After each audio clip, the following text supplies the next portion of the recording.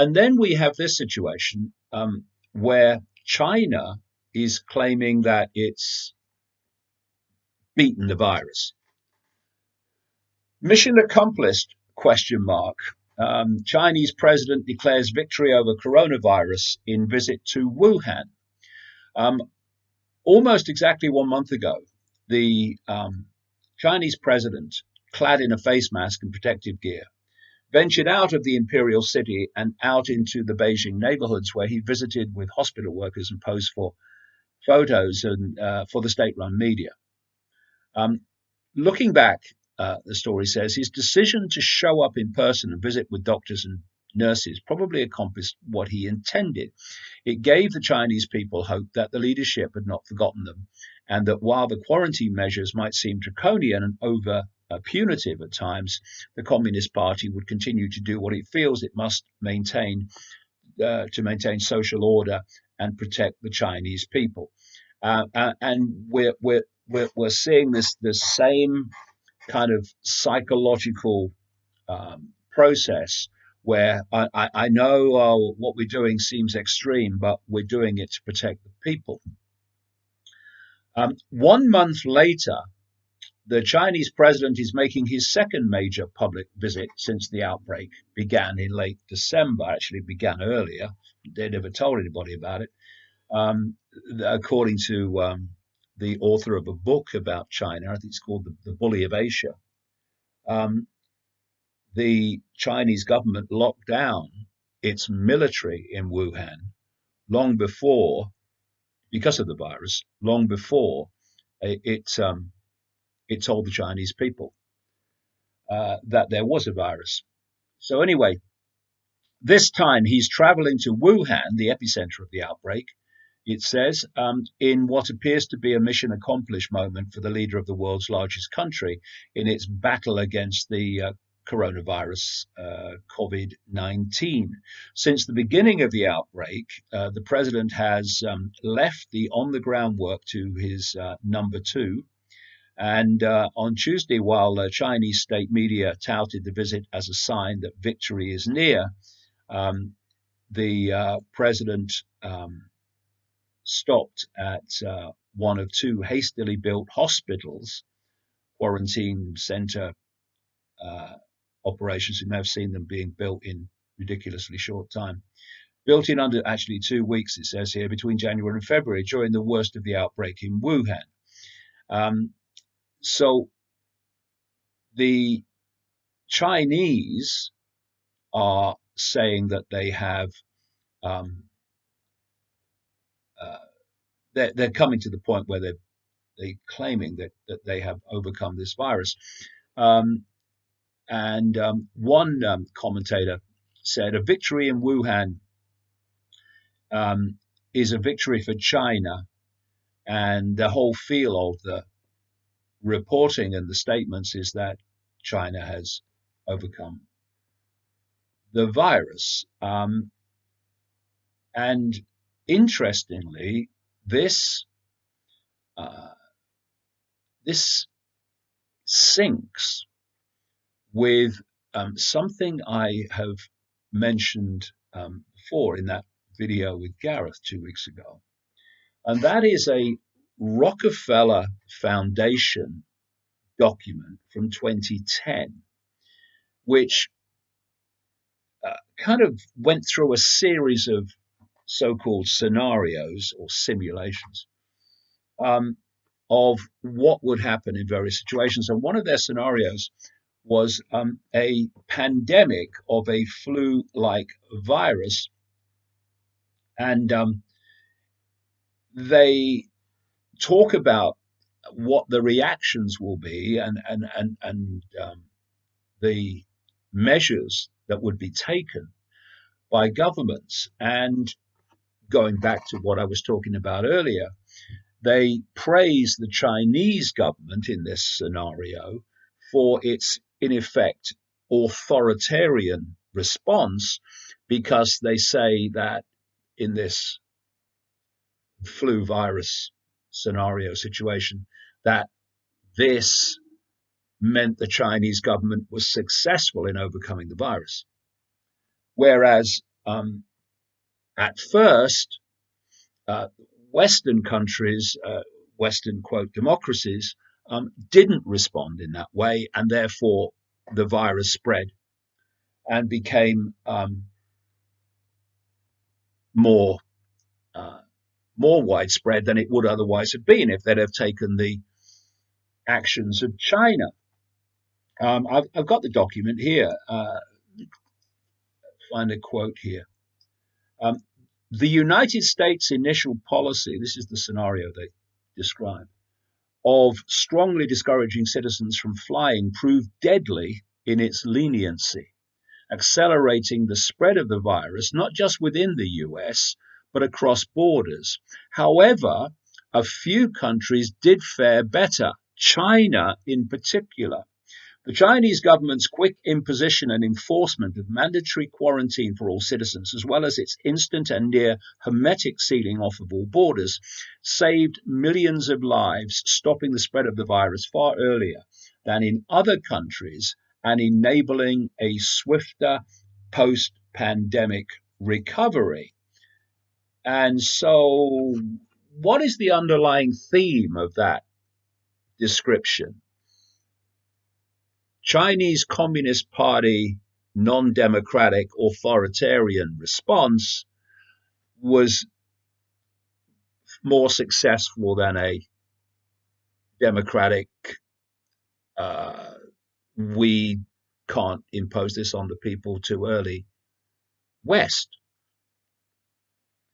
But it goes on. China's government was not the only one that took extreme measures to protect its citizens from the risk and exposure during the pandemic. And of course, the World Health Organization, led by this deeply corrupt guy, Tedros, from Ethiopia, um, has now declared coronavirus to be a global pandemic. Now, that was the most predictable thing you'll ever hear. It was going to be that from the start. The World Health Organization is controlled by the cult and was created by the cult to control and dominate global policy on health through the big pharma cartel that is also owned by the cult. China's government was not the only one that took extreme measures to protect its citizens from risk and exposure during the pandemic. National leaders around the world flexed their authority and imposed airtight rules and restrictions, from mandatory wearing of face masks, which are next to useless, by the way, um, and to body temperature checks at the entries to communal spaces like train stations and supermarkets. Even after here's the point. Even after the pandemic faded, the more authoritarian control and oversight of citizens and their activities stuck and even intensified. In order to protect themselves from the spread of increasingly global problems, from pandemics to international terrorism, environmental crises, and rising poverty, leaders around the world took a firmer grip on power. So you can see this is in 2010. The Rockefeller Foundation is completely cult controlled. Rockefeller family inner core, at least, is are absolute cult assets, and were involved in the creation of the World Health Organization. So then we come to South Korea, Singapore as well. Singapore and South Korea numbers suggest coronavirus can be controlled. Numbers out of Singapore, South Korea, and even China, which show cases leveling off and declining, suggest that coronavirus can be controlled without millions of people in the West becoming infected. Despite widespread panic buying and a financial market collapse, figures from these three countries suggest that COVID-19 can be successfully combated if the right measures are taken. According to the country's health minister, South Korea has passed the peak of coronavirus infections and is now seeing a decline in cases. Despite suffering more than 7,300 coronavirus infections and 50 deaths, cases in recent days are on the downturn. 448 new cases were recorded in March, 7,272 cases on March the 3rd, March the 8th rather, and 165 cases on March the 9th. And it seems that this virus has, like I said earlier, different strains in different places. Here's a story, because one of the kind of prominent things we should be also focusing on in terms of who benefits is the fact that this virus absolutely overwhelmingly kills old people. And the older people are, the more likely that they are to die from it. Whereas in other places, younger people, it's basically nothing. And of course, as I've said in the books for decades, there is a plan to target old people, which they don't really want around this cult because they are of no benefit to them, because they're psychopaths. But anyway, here's a story out of China. Chinese grandmother, 103, recovers from coronavirus after being treated for less than a week. A 103-year-old grandmother has recovered from the coronavirus following 6 days of treatment in Wuhan. She was discharged from hospital yesterday afternoon, it says. She is so far the oldest coronavirus patient to recover in China and 2 years older than the previous record holder, who was 101. Ms. Zhang was cured within less than a week because she did not have many underlying health conditions, her doctor told the local press. A video shows the former patient being escorted out of the hospital by a group of medical workers. So it's this virus is not a freaking death sentence. Nothing like. And it's not just old people. It is old people and others, but mainly old people with other health conditions, which make their body immune system less able to deal with it. But like I say, it does seem that there are different strains of this. You see, again, you look not only at who benefits, but you start to look at the patterns of coincidence. So Iran, of all the countries in all the world, has been very badly hit by this compared with other countries outside of China. And a number, more than a number, of its regime officials, etc., have died from it. And Iran just happens to be permanently in the gun sights of the United States and Israel, brackets, same thing. And I can't see that as a coincidence. And then there's Italy, where, again, they've been extremely badly hit compared with other countries outside of China. And for reasons it will take a long time to go into now, Italy and Rome is actually a target of this cult, because the Roman Church and the Vatican has been a vehicle for this cult, but it's just uses vehicles that suit it while it suits it. And when eventually you move to the next stage of this global control system, then things that were good for you before and new vehicles for you before now becomes more expedient to the outcome you want to actually target.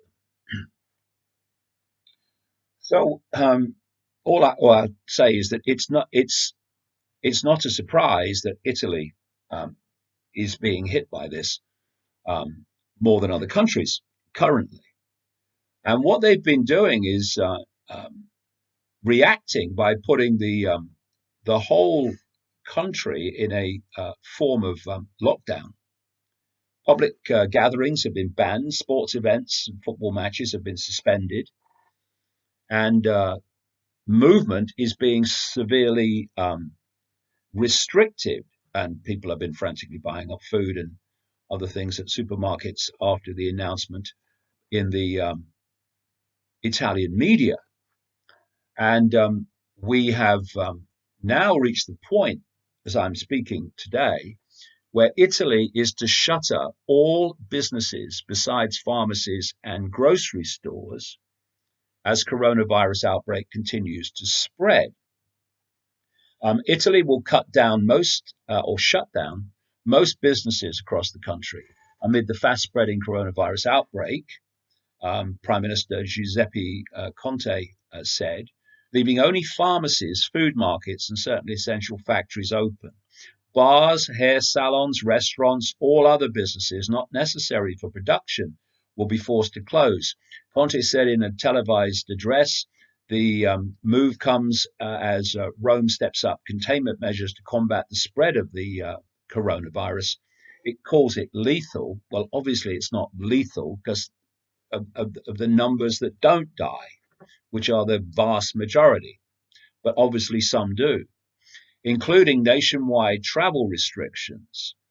Um, and Italy saw its deadliest day yet for the outbreak on Wednesday, with 196 people who died, an increase of over 30%, bringing the total in the country to 827, with nearly 12,000 500 confirmed cases. Over 2,000 new infections were reported in the last 24 hours. Um, and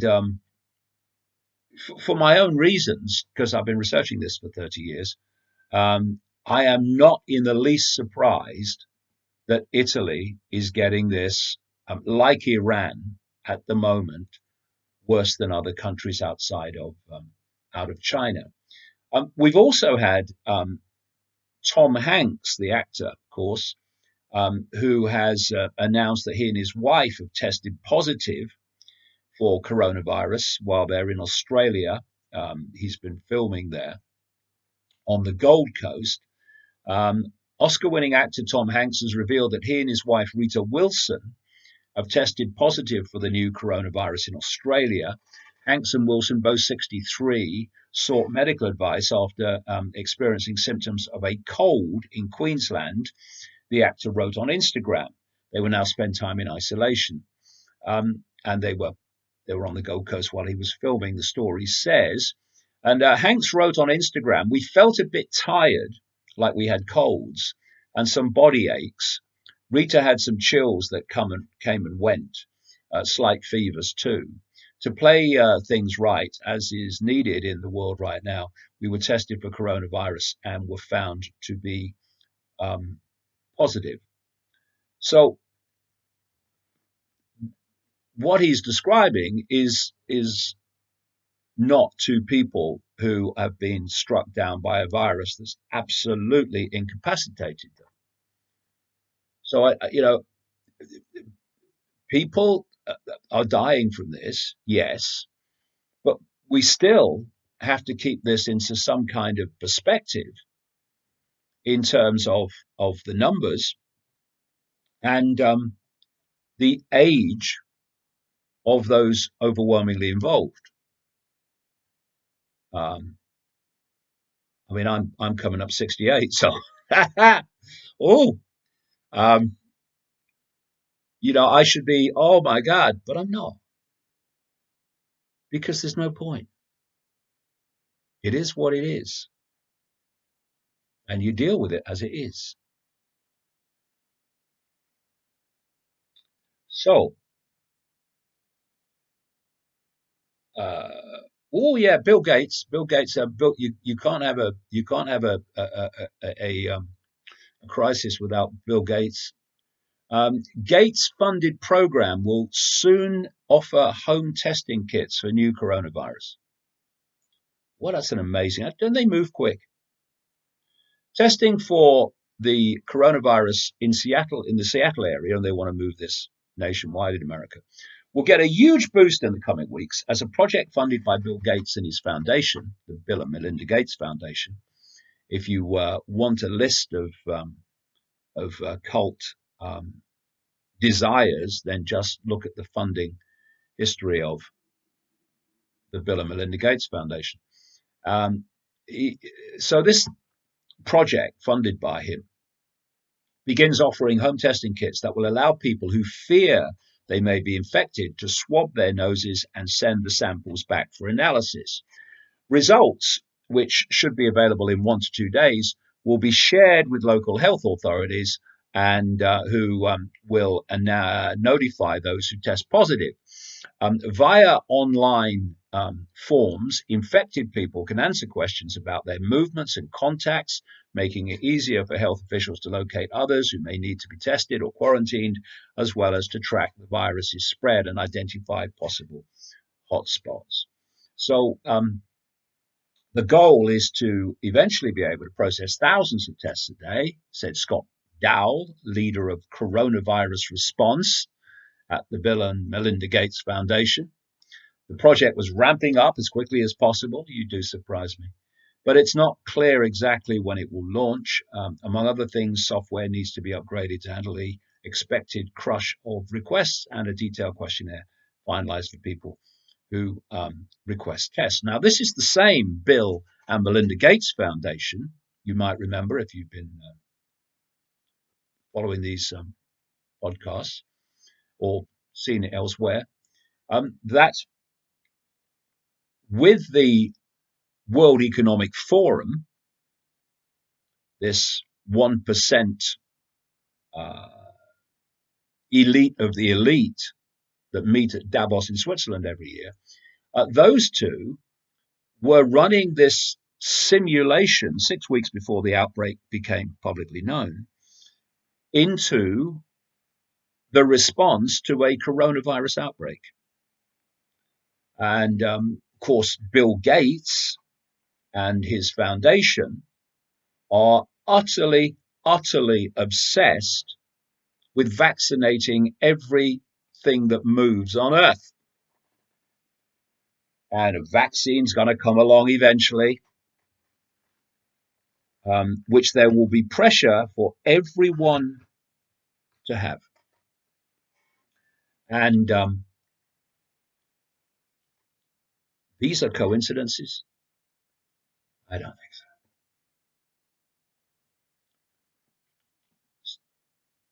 One of the other kind of major consequences of this is going to be economic. Like I've been saying since 2008 and that crash, this cult is planning a massive global crash. Now, this, as we speak, this coronavirus situation has great potential to create that very crash. I mean, when you're closing down businesses and saying you can't do this, you can't do that, you can't operate, your factory's going to close, your shop's going to close, whatever. Well, so many businesses, particularly smaller businesses, by the way, which the cult wants rid of, so everything's controlled by its corporations, they are often running from week to week or month to month as it is. So now you're going to shut them off. And what about their employees? Are they going to get paid? And if they're going to get paid, where are you going to get the money from if you're not selling anything? So the potential, the box ticking of this virus situation against all the things that this cult wants for the world are just incredibly synchronistic. It does tick every box. We're looking at another thing is they want to reduce and control global travel, not even global travel, national travel. This move to autonomous cars is about a computer, which they control, deciding where you can go and where you can't go. And this is already devastating for global airlines.